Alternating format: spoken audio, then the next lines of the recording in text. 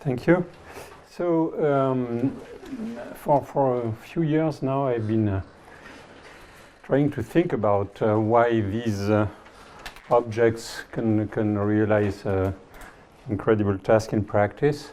And one aspect that I have stressed repeatedly, I mean, if you think in terms of what has been done in terms of theory, one aspect that we have not addressed enough, I think, is the question of data structure. And data structure, it can have several aspects. There will be two of them that I will discuss today, and not the third one. I think the main aspects of data structure, which are important, I think, in terms of why these machines are so performant, we apply them not to random data, but to some specific data which has some structure. And the structure that I want to insist on is the fact that the data hides in some hidden manifold of the full space that you are exposing the network to, that it also has typically a lot of combinatorial structure. If you think in terms of, this is obvious in terms of images, it's also obviously true in terms of language and so on. You have, in some sense, you want to identify an object. The object is composed by some I call them features, but and then these features are composed by sub-features and so on. And actually, it's so obvious in terms of language that you have also a grammar that tells you how you can combine them. And this is very important. And then the next type of correlation, which is also very useful and very crucial, is Euclidean correlation.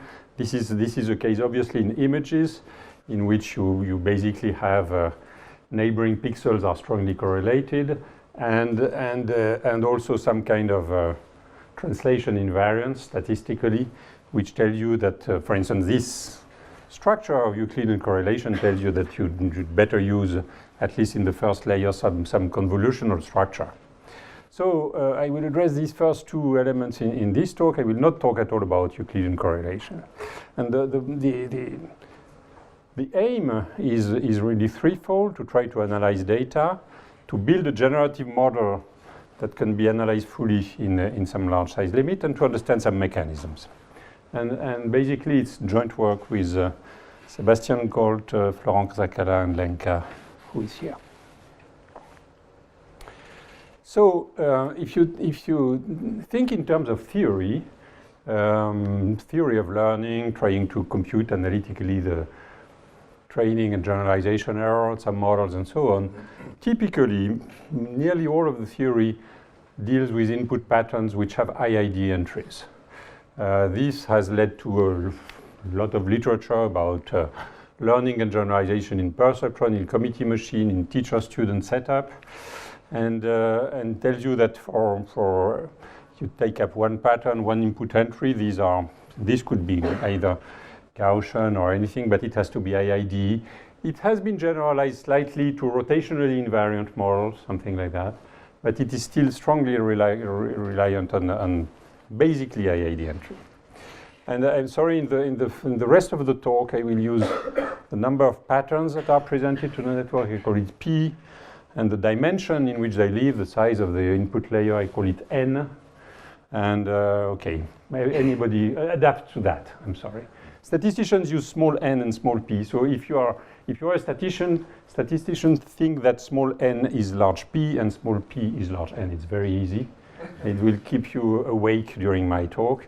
I think Andrea was using a combination of, you had an n because you are a statistician, but you also had a capital N, which was something else, and a D.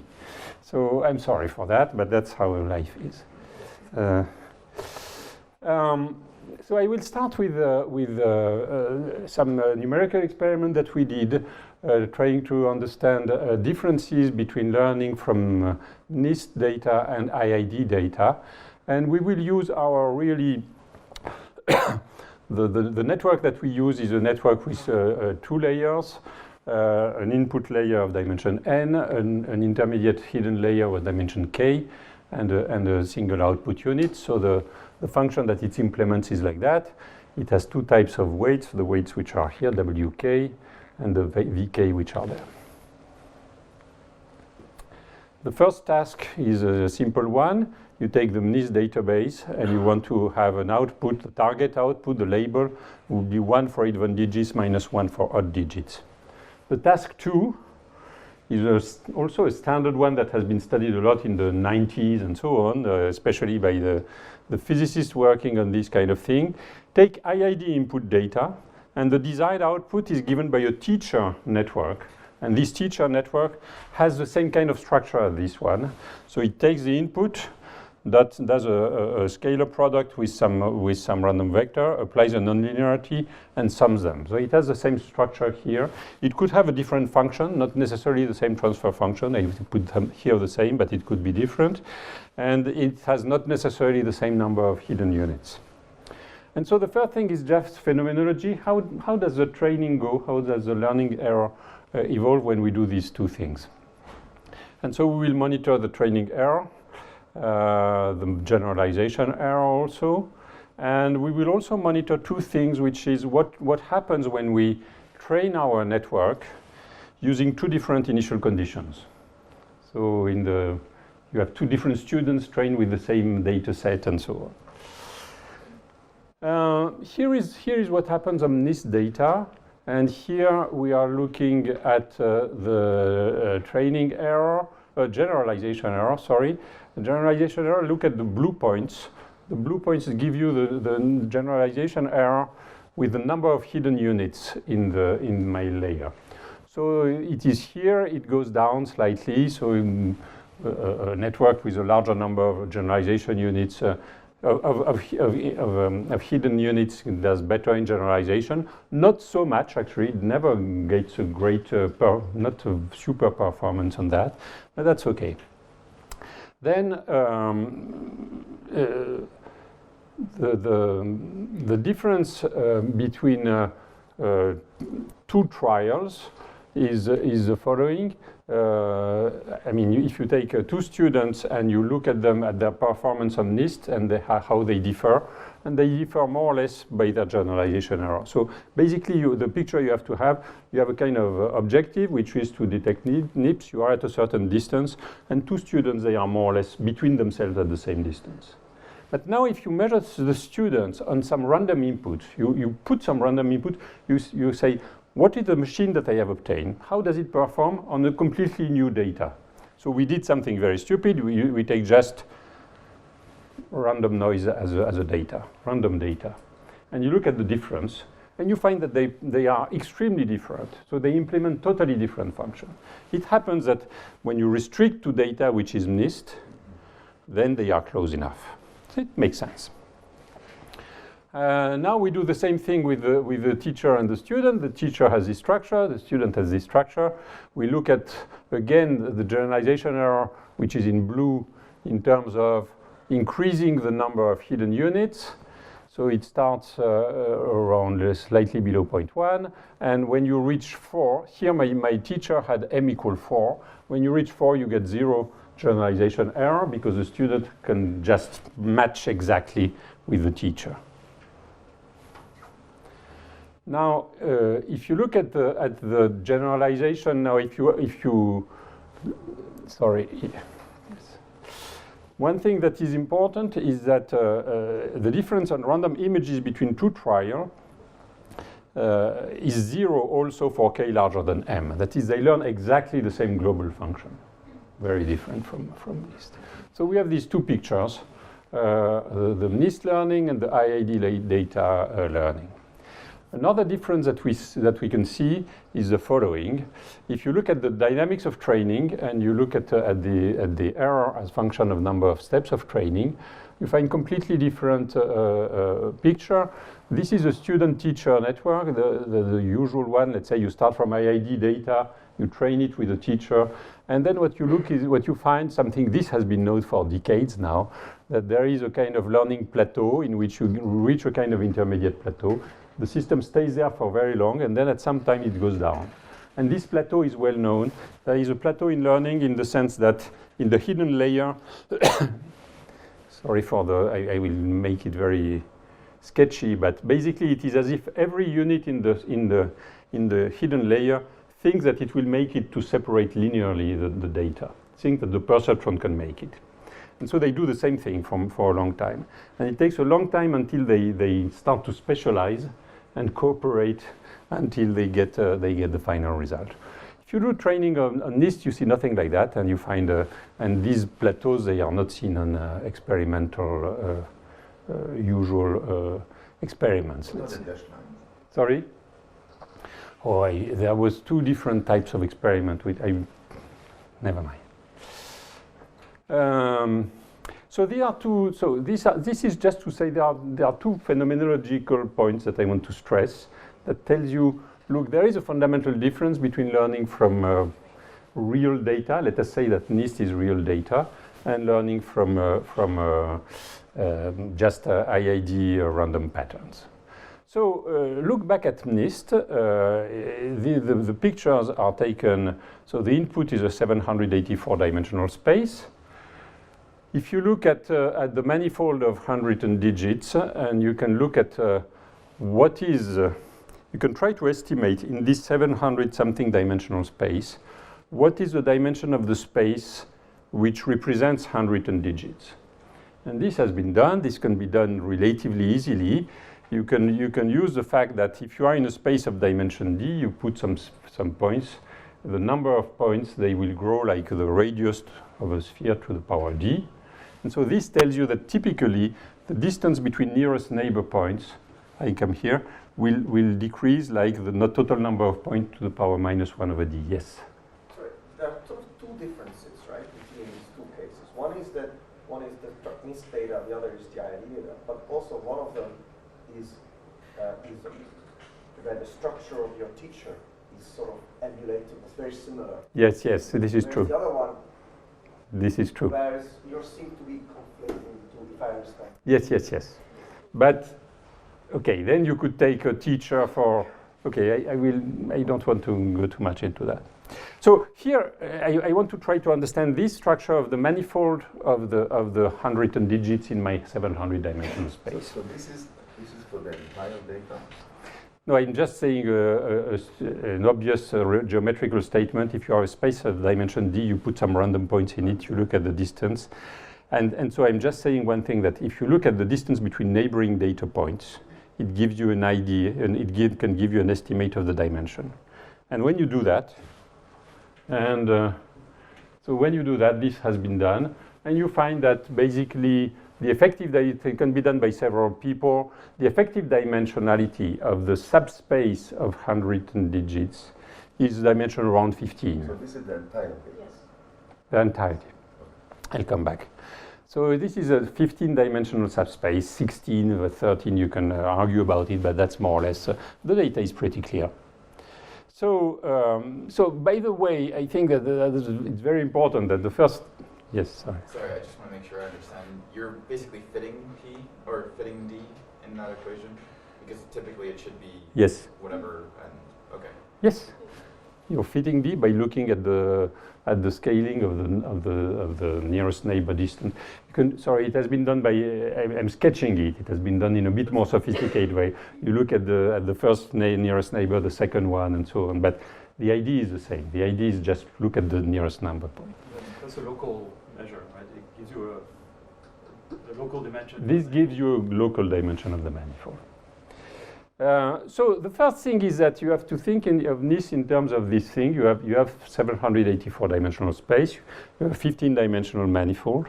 And the first thing that one should always keep in mind is that actually when you use a neural network, it should also have another answer. I'm not saying it is a 5, it is a 3, but also telling you, well, it is nonsense. It's not in my manifold.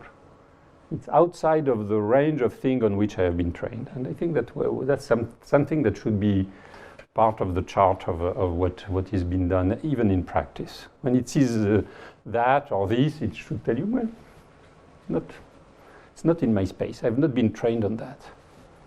Okay, so now you can look for each digit, and you can do the same thing. And you find that, again, there are some small variations depending on the method you use to analyze the dimension of the manifold. But the digit number 1 is the manifold dimension 7. 2 is the dimension of manifold 12. Don't ask me why this is 7, this is 12. That's related to the way you write the 1 and the 12. etc., etc. So you have each digit is a manifold of dimension, let's say, between 7 and 13. And so you have, basically, geometrically, you have a 784-dimensional space. It has a 15-dimensional manifold of handwritten digits.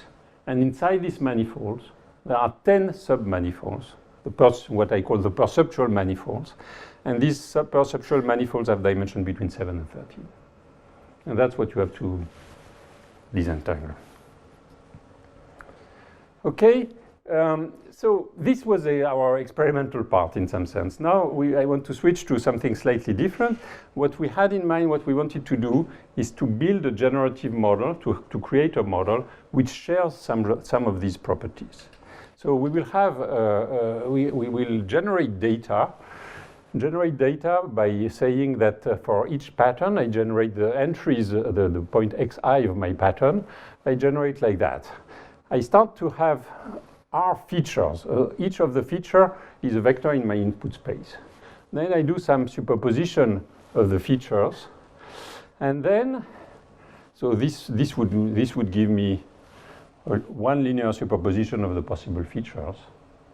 But then if I keep with that, it is extremely simple because I will just say that I am learning, all my data points are in a linear subspace of the original space.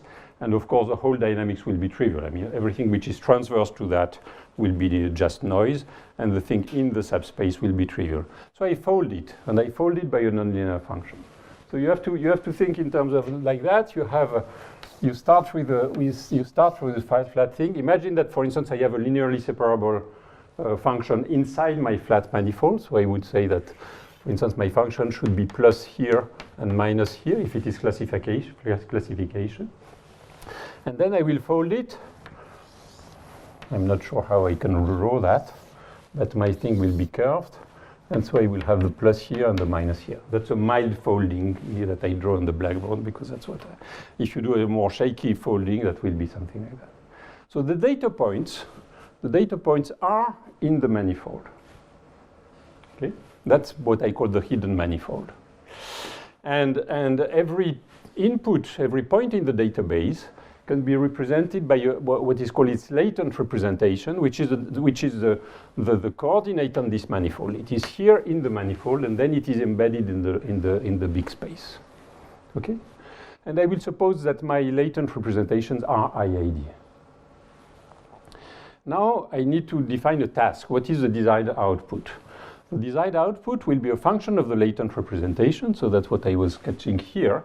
So, for instance, you could say, inside my manifold, I take, let's say, a simple perceptron or something like that, and then I fold it. Or I could have something a little bit more complicated. I could have another function, for instance, like the equivalent of the two-layer perceptron. But again, it is applied to the latent representation and then folded. So it's no longer linearly separated. If I take this one, obviously, once I fold it, and I could fold it in a manifold that is folded like that. And so this would be plus, plus, plus until here. And this would be minus here. And it's no longer linearly separable. Okay? So, so this is the hidden manifold model. And I should emphasize one thing. Well, it's a bit technical, but if you look at a task which would be just the equivalent of applying a two-layer neural network to the latent representation, then you can see that the real output of the real output, the desired output, the label, depends on the dot products between the coefficient C, which will give me the features that are taken by the pattern, and this vector Wm.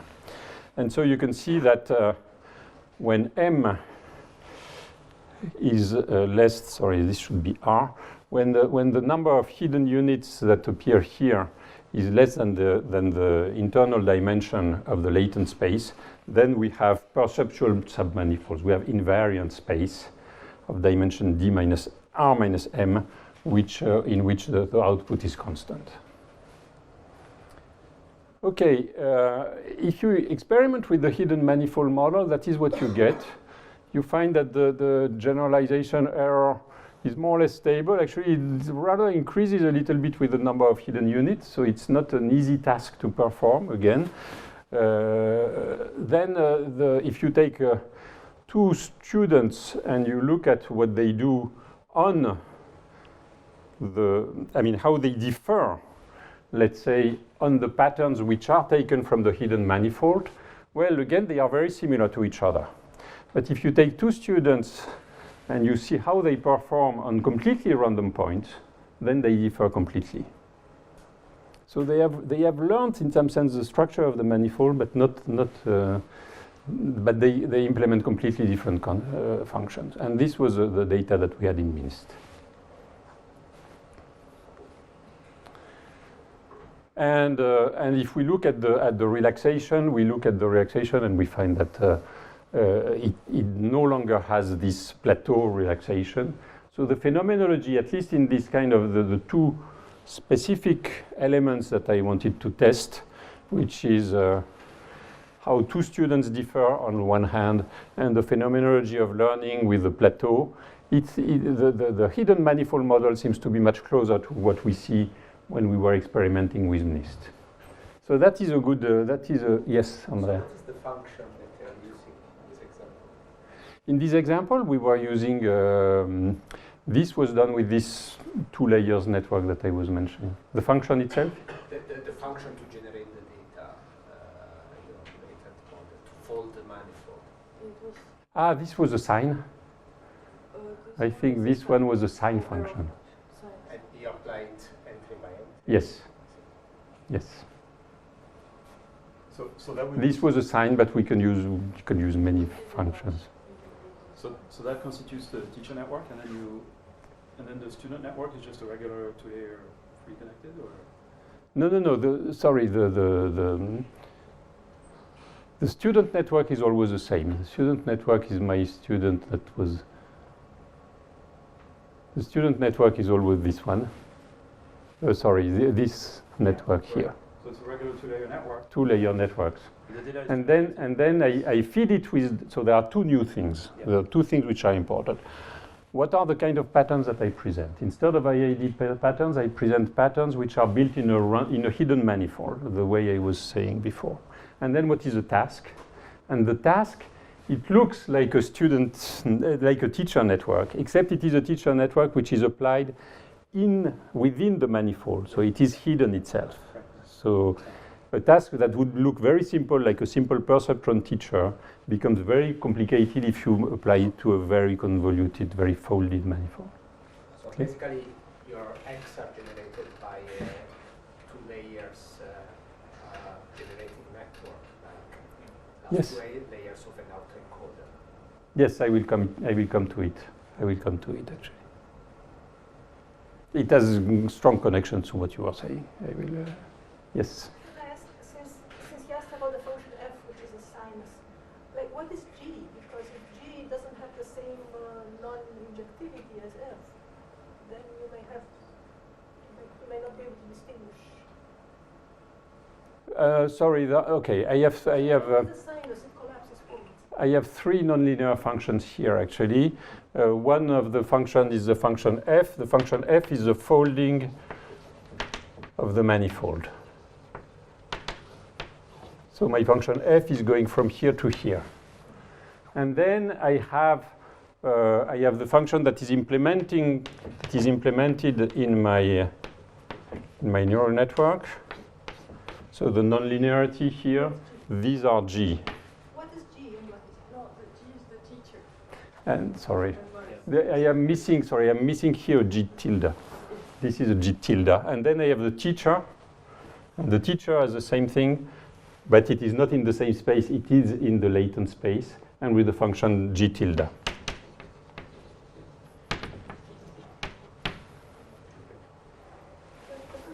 What functions did you use? Oh, you can use several things. You can use a relu, you can use a tanh, you can use sine, you can use many things. Well, each of them. You use for the G, you use your favorite neural network, the one that you have to run, that you want to understand. Okay. Take a relu, if it is. And for f, we did a lot of things with the sign, so which is a very strong nonlinearity, of course. I mean, you see, it's a kind of extreme case. But we also worked out, even with ReLU, it does not change. But actually, I will explain you why later on. I will explain you that the f function, actually, only a few properties of the f function are relevant. Not, sorry. So, yes. So just to summarize, I think that this model with this kind of data does not have the pathologies of the usual teacher-student. The usual teacher-student was showing things that phenomenologically were irrelevant, were never seen in a real experiment. So we go beyond that. And one thing which is important is that it can be studied analytically. So I will spend the next 20 minutes trying to explain you where we are in understanding that analytically. I think it can be understood in all details. I will not give you all details because we have not yet finished, but I will show you exactly at what point we are and what is it that is important. It will be strongly connected to the previous talk, actually. So this is the setup. This is our network. This is the patterns that we are presenting to it, and we have some hidden tasks. What I claim is that there is a solvable limit. The solvable limit is a kind of thermodynamic limit, as Andrea was saying it. It is the case in which we use a machine where the number of hidden units is finite. We have a large number of input units, and we have a large size of the latent space. So the latent space itself, it's not a line or a plane like that, but it is a r-dimensional space.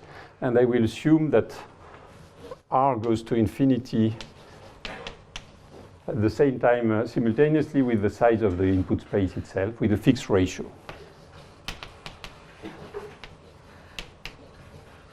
Okay. And for the learning, we will also suppose that we fix the number of patterns. The number of patterns scales like the number of neurons. Concerning the f, which is a feature space, we don't need that they be generated by some. I mean, they could be basically everything. They need to be all over the one. Order means how it scales in a thermodynamic limit, and they need to be balanced in the sense that, for instance, if you take random entries, plus or minus 1, or Gaussian, i.i.d. entries, all these properties will be true, but it could be true for many other of the case. What you need is the scaling is like that. You take two random features, and they are basically orthogonal in the large n limit, and we normalize them to 1. Capital F is lower F. Sorry? Capital F is lower F? Or? No, capital F is the features which are here. Lower F is a folding function. So now the thing which is important is that what we are feeding in the network are these folded inputs, and these folded inputs. So the variables ui which are here, which are before folding, they are weakly correlated. And because of that, you can show that two inputs have some correlations, which is the cross correlation between two different inputs scales like 1 over square root of n. And this is a crucial point. And actually, it allows us to derive one theorem that is really crucial for all what we do. And we use it both in studying online learning, in studying the full phase diagram of learning and so on, which we call Gaussian equivalence theorem. Gaussian equivalence theorem tells you the following. In the setup that I have described now, taking just so the hypothesis is that these are i.i.d. and we take them normal 0, 1. If you look at the input on the hidden neuron, the activation field on the hidden neuron, it is a weighted sum of the f of ui. It comes from a large number of terms because it looks at all, it's a fully connected thing, so it looks at all the neurons in the input layers with the weight wik. And the claim is that these are Gaussian random variables in the thermodynamic limit. And you can compute their correlations. and their correlation, they are related, of course, to the properties of the feature coefficients and the weight. These are the two mixing matrices that we have. And so we have, basically, we have the dot products of the weights and the dot products of the weights and the feature coefficient. One thing which is interesting and that I will come back to later on is the following. All these statistics of the input field here, they depend only on three properties. They depend on the function f through only three numbers, which are the expectation value of f squared, the expectation value of f, and the expectation value of uf. Expectation with respect to a normal Gaussian variable u. So this is something that tells you immediately that there is a big equivalence. I mean, in some sense, that many functions have exactly the same properties because they lead to the same statistically they have the same properties. They lead to the same statistics of the input fields here. And so the theorem in a nutshell tells you that these input fields in the hidden layer have a Gaussian distribution. It relies on only some properties of balance between the weights and the features, telling you that basically they are generically orthogonal, and it's characterized here. And it depends only on these three moments of the folding function f. So it tells you that any function that, for instance, any function is equivalent to a quadratic function, or any function, or you can have any other function. You can find the coefficients alpha, beta, gamma that gives you this coefficient, and it will have exactly the same statistical properties. So we applied that on the one hand to the online learning. So we look at our problem. We look at the online learning with the data taken inside the hidden manifold, and in this case, we took just as an output a kind of committee machine. So the W, so you train W. And then we train W. Right. That's the only thing that is trained. So the previous assumption about the high order correlations. You have to. Good point. You have to check them during the learning. You have to be sure that the learning remains in that space. That is something very standard, actually. If you look at it. This is also implicitly assumed in everything that was done, for instance, in the old days by the SAD and SOLA. All these people who are looking at the online learning, they do the same kind of assumption that you say in the subspace where the. So yes, so you have to assume that it does not condense. There might be, if there is a condensation, then there is something else. Okay, so you can look at the evolution of online learning by stochastic gradient descent. So you present a new pattern. You look at how the weights evolve during learning, and because at each time you are presenting a new pattern, these are the old ideas of the 90s that you can get back, and you can get back to. And basically, when you do that, it allows you to transform this stochastic differential equation into an ordinary differential equation for the order parameters. And the order parameters here are, you take the weights associated with two different hidden units, look at the matrix of scalar products, look at the evolution of this matrix. This was written 30 years ago. If you look at it in i.i.d. input, the new thing is that we can extend this approach to the case in which the inputs, they are no longer i.i.d., not at all. They are hidden in the hidden manifold, so they are strongly correlated. And still we can do it because of the Gaussian equivalence theorem. So in the original work, student teacher, there was another set of order parameters. Yes. And here you assume they are zero. No, they are here. I have not written all. All the parameters with the teacher, they're not here. No, they are not written here. They exist in my analysis. I have not written on the slide. I have the thing with the teacher. That's related to the question of how strong and cold the condensation. No, but okay, then it gets back to the question that I had before.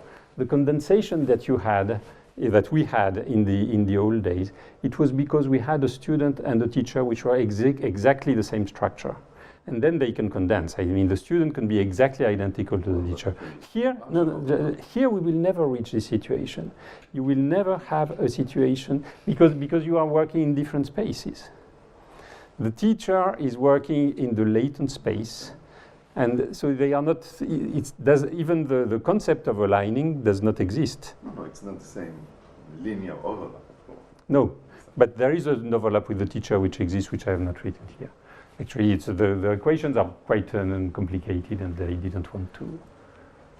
So this is the first result that we obtained using this ordinary differential equation. Just to tell you, this is a simple case in which the teacher is a perceptron in latent space, and the student is a simple perceptron. So we have just one hidden unit, if you want. And so this is just to show that indeed we can control the full. I mean, here are on one hand the simulations of the experiments, and then the ordinary differential equation. It fits exactly, and so now from there on we can look at the phase diagram and especially start to work what happens when you vary m, k, the two nonlinear functions, the folding function, all the kind of questions that you have asked me. That it is a lot of work that we have not yet completely done, but at least we know that we have the tool. Now, one thing that I want to say is that it is also possible from that to do the full analysis of compute the training error and generalization error. So you take, for instance, a committee machine for the student, a committee machine for the teacher in the other space, in the latent space, and you can take any kind of loss function, as it is called now, between the two, and you can do this analysis. I will do it very rapidly, just for the people who have some background in StatMech of neural network, let's say. So basically, the thing that you want to do is to compute a partition function, which is you take some prior on the weight, whatever you like. And with this prior, you want to implement what are the constraints that are imposed by each new pattern that you are acting. Each pattern, in some sense, puts a constraint. It restricts the space of the W that can be reached. This is Gardner's-like computation, and you want to compute this volume in space of W. This partition function, it is exponentially large in n. You want to compute 1 over n log z. You want to compute the large deviation function, actually, and then you can compute that using replicas. And the point is that when you use replicas, you get an expression like this. And again, I'm sorry, I'm going very fast, but it's only for people who are aficionados of that.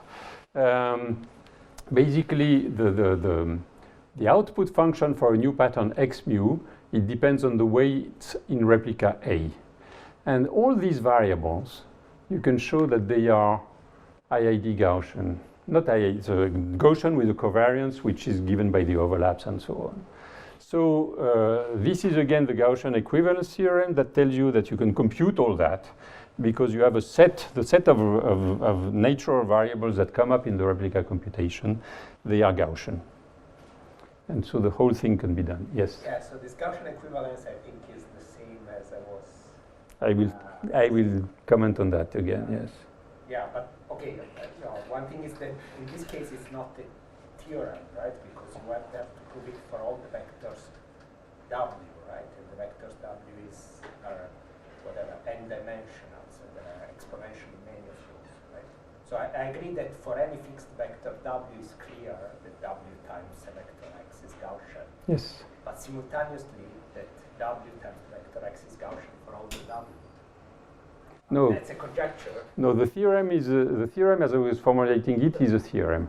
Now the way that you apply it here, you have to show that in effect you have to show that self-consistently when you apply it here and you get the idea of what is this volume in the space of W that is kept, that inside this space generically the W satisfy the hypothesis of the theorem. That's what you're mentioning. Yes, this is true. This is for the application. This is true. You're not proving other parts of the calculation It's a theorem in my sense. It's a good one. I mean, the point is that there could be another vector W that doesn't satisfy your... Yes, of course. No, I have stated it exactly as it is. The theorem is a theorem. It's a real one. The way we apply here, you're right. We have to check that after all doing all that, it is self-consistent, that the W satisfy the hypothesis. So this is again some ongoing work. Now I want to get a few comments with the May Montanari paper, because we realized very recently that actually we were doing things which are very similar. So the thing that we are studying is this object here, with input patterns that are generated from a hidden manifold this way. And so there is one way of representing that graphically, which will make contact. That is, you could say, well, imagine that I have an extra layer of neurons with i.i.d. entries. These are my coefficients. And then that my feature vectors, FR, they give the weight between this blue layer and the first layer here. And then I put the nonlinear function, the folding function of the manifold. I can interpret it as a nonlinear function that is applied by each of this layer to the signal that it receives. And then this is exactly the same thing as what I was doing before. I'm just saying that there are two ways of looking at it. One way of looking at it is the way that we were doing before. This is our input layer, and the inputs are correlated because they come from the folded manifold. Or I have a first layer which is i.i.d. I do some combination of them and do some nonlinearity here, and it is the same. Okay. So in this sense, what Andrea was saying, I was looking at this paper. What Andrea was saying just before was related to a machine that is like that, basically. And so he was looking at a linear combination, let's say linear regression. And so in his case, the task is a linear regression here. And the function is a linear regression, and the task is a task which is also linear in the hidden space, in the latent space. So basically, the thing that was studied in the May and Montanari paper was a case of what we are doing now, which is a case in which we look only at a perceptron, and the task, the label, is generated linearly by the linear thing in the latent space.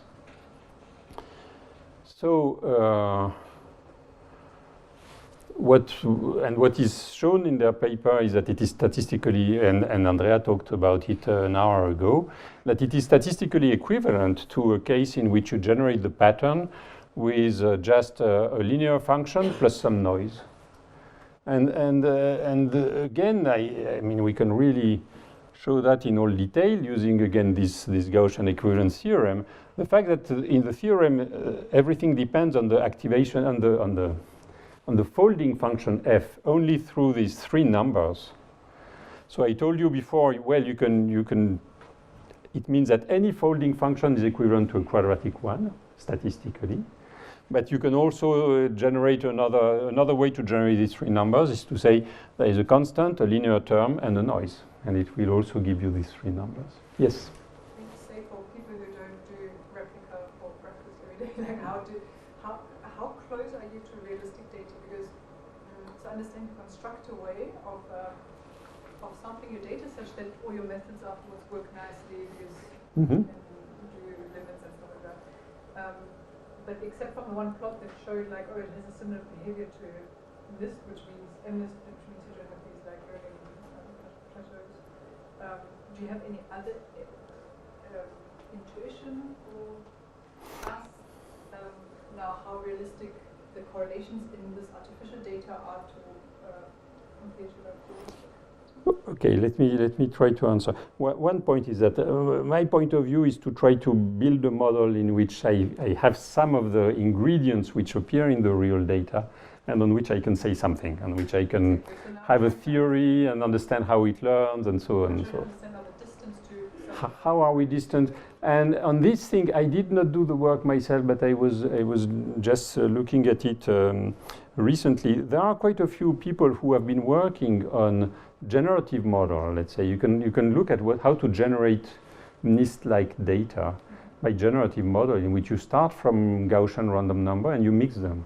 And these models, they are not very far from what we do, except that the people have to learn these features, this FR, in order that they generate really something that looks like the data that you want.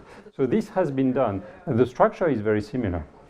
Not necessarily in only one layer, maybe it needs a couple layers instead of one, but it is the same, very, very similar to that. So, one thing that is interesting, I think, is that one should keep in mind that these correspondence, they are true, they are correct. Let's say, depending, you can have either an arbitrary nonlinear function, a quadratic one, or linear one plus noise. These are statistical statements. That is, I would not. I don't think that you can do anything in terms of one-to-one mapping. I mean, it's not like if you have a manifold like that, and you can say it is the same thing as a linear manifold and noise. One-to-one. Statistically, it is equivalent. It's not a one-to-one application, not one-to-one mapping. And one last comment that I think is worth it also is the fact that in the theorem that we use, we don't need to have FRI taken i.i.d. from an ensemble, but we just need that they have a well balanced, the thing that I was saying before. So it gives also a way to generalize that. So just to conclude, yes, it's time. I mean, we wanted to address these two aspects of data structure. The fact that the world to which it applies is in a hidden manifold, which is folded. The fact that it has combinatorial structure, this is really the simplest case of combinatorial structure that we are using here.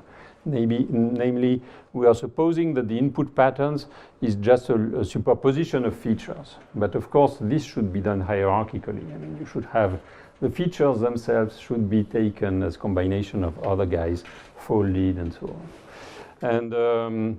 And so I think this is a nice model. It does not have at least the pathologies of teacher-student setup.